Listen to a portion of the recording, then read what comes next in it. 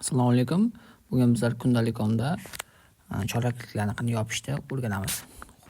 Ixtiyoriy brauzerga kirib, emaktab.uz deb qidiruv beramiz va mana bu emaktab.uz ga kirib olib, kirib olganimizdan so'ng bu yerda login va parolni yozib olishingiz kerak. Bu yerda ko'rib turganingizdek login va parol degan joy bor. O'sha yerga o'zingiz login parolni kiritasiz va o'sha saytga kirib olasiz. Kirib olganingizdan keyin shu sahifa ochiladi.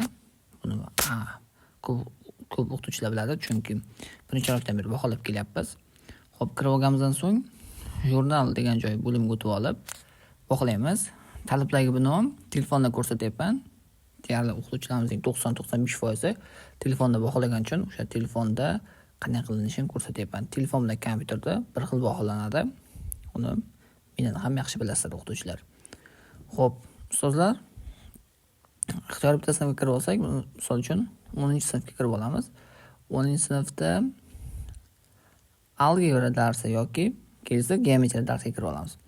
Geometriya darsiga kirib olganimizdan so'ng bizlarga 4-chorak chiqadi, chunki biz oxirgini baholamoqchimiz. Internetim ozgina sust, unga e'tibor bermangizlar.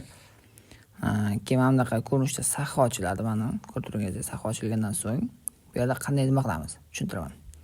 Xo'p, yillikka qanday bog'lanadi? Yillikka o'rta arifmetika orqali hisoblanadi. Ya'ni birinchi yarim yillik bilan ikkinchi yarim yilliklarning yig'indisini qo'shib, o'sha soniga bo'linadi. Ya'ni birinchi yarim yilliklarda misol uchun 5 bo'lsa, ikkinchi yarim yillikda 5 bo'lsa, 5 ga 5 qo'ysak 10, 12 ga bo'lsak 5, demak yillikka 5 qo'yiladi. Xo'sh, 10-sinflarda imtihon bo'lmagan hisobidan yillikdagi bahoni yakuniga ko'chirib olamiz. Hozir biz yillikda ikkalasini yig'indisini qo'shgan holatda hisoblab chiqamiz va shu tartibda baholab chiqamiz. Ustozlar, bir narsaga e'tiborli bo'laylik, iltimos. Oxirgi o'quvchini baholaganingizdan so'ng keyingi katakka o'tib qo'ying. Sababi kundalik.com chiqib ketgan paytingiz oxirgi o'quvchini olmay qo'yishi mumkin. O'shaning uchun keyingi katakka chiqib o'tib ketish oxirgacha baholagan bo'lasiz. Mana ko'rib turibsiz, hammasi baholab chiqdik. Endi o'sha yillikda bahoni yakuniga chiroyli qilib ko'chiramiz. Xo'p, imtihonga esa imtihon degan joyga katta harf bilan x qo'ysangiz bo'ladi. Agar x ni qabul qilmasa, teginmangizlar, chunki o'zi avtomatika keyin o'zi x qilib yopib tashlaydi. Xo'p, yillikda bahoni yakuniga ko'chiramiz. Yillikda necha baho olgan bo'lsa, shuni ko'chiramiz. Bu qaysi sinflarga o'rinli. Xo'p, imtihoni bo'lmagan sinflarga yillikda bahosi yakuniy bahoga ko'chiriladi. Takror aytaman. Imtihon yo'q sinflarga yillikda baho yakuniy bahoga ko'chiriladi va shu tariqa davom etib bahoni baholaymiz. Salgina tezlashtiraman. Shuni tezlashtirib bahoni qo'yib davom etaveramiz. Tezlashtirilgan holatda videoni. Xo'p, kommentga o'zlaringizni fikrlaringizni qoldiringizlar. Aytgancha kommentga kimdir fikrini shunday qoldirish mumkin. Nimaga 10-sinflarda 5 baho qo'yib chiqilyapti? Sababi bu sinfim juda faol. 9 donasida matematikadan milliy sertifikat qo'lga kiritgan va qolgan fanlardan ham sertifikat kiritgan. O'zi bu 10-sinflarimiz matematikani juda yaxshi ko'radi. Xo'p, endi misol uchun algebra darsiga o'tdik. Algebra darsini ham geometriya darsini qanday baholagan kabi shuni ham shunday baholaymiz.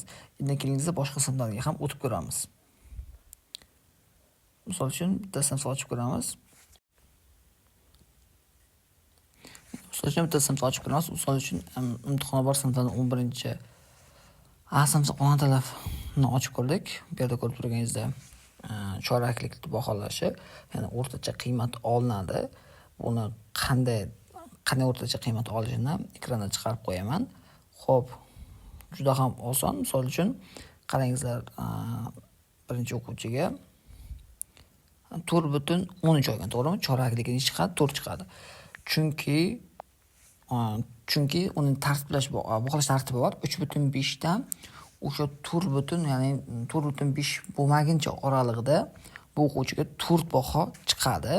Masalan 4.83 ga 5, misol uchun 4.74 ga 5 chiqadi. Shu tariqa baholanadi, 4 ga 4 chiqadi. Xo'p, yarim yillik qanday hisoblanadi? Unga ham to'xtalamiz hozir. Yarim yillikka o'tamiz, qarang. Misol uchun 3-chorakdan 3-chorakda to'rt oldi. 4-chorakda esa misol uchun undan ham 4 oldi. Ana shu ikkalasini qo'shgan holatda, misol uchun 4 ga 4 qo'shsak necha bo'ladi? 8 bo'ladi. Keyin uni bo'lamiz 2 ga. Ya'ni buni hisoblash tartibi o'rta arifmetga qo'yib hisoblanadi va yarim yillik chiqariladi. Xo'p, yillik qanday hisoblanadi? Birinchi yarim yillik bilan ikkinchi yarim yilliklar yig'indisi qo'shilgan holatda va 2 ga bo'lish orqali chiqadi. Masalan, 3 ga 3 qo'shsak necha bo'ladi?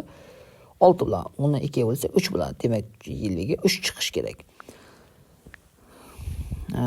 Keyin imtihon bahosi qanday qilinadi? Uni standartlari bor. O'sha standartlarga binoan baholaysizlar va yillik bilan imtihon bahosini qo'shgan holatda o'shani 2 ga bo'lasiz va yakuniy bahoni hisoblaysizlar. Xo'sh, ustozlar, sizlarga bir savol. Birinchi yarimlikda 4 oldi, ikkinchi yarimlikda 5 oldi. 4 ga 5 qo'shsak 9 bo'ladi, 2 ga bo'lsak 4,5 bo'ladi. Xo'p, 4,5 ga kommentariy yozib qoldiring qani, necha baho qo'yiladi? 5 mi yoki 4 mi? Fikringizni qoldiringizlar. Xo'p, yakuniy bahoni tushunib oldingiz. Yillik bilan imtihon bahosi ikkalasi qo'shilgan holatda va 2 ga bo'linadi va chiqadi. Misol uchun 4 ni 4 qo'shsak necha bo'ladi? 8 bo'ladi. 2 ga bo'lsa 4. Demak, yakuniysi 4 bo'ladi. Imtihondan 4 oldi, bahosi shu tariqa baholanadi. Endi boshqalarni ko'raylik. Kelingizlar. 1 soatlik yoki 0,5 soatliklarni ham ko'ramiz. Xo'p, ular qanday tartibda baholanadi? Yillik birinchi chorakda bilasizlar, oz deb qo'yiladi. Ikkinchi chorakda esa baho qo'yiladi. Va 3-chorakda oz deb qo'yiladi, 4-chorakda baho qo'yiladi. Bahosi tartibi qanday bo'ladi? Misol uchun 3 ga 4 ni qo'shyapti, keyin uni 2 ga bo'lasiz, uni bahosini qo'yasiz. Misol uchun 4. Va o'sha imtihon degan joyga baho qo'ymaysiz, yillikda bahosini yakuniy bahoga ko'chirib qo'yasizlar. Qo'shimcha savollar bo'lsa, kommentariyada o'z fikringizni qoldiringizlar. Yanada tushunmagan bo'lsangiz, Telegram orqali yoki telefon orqali ham bog'lansangiz bo'ladi. Sog' bo'lingizlar, omon bo'lingizlar.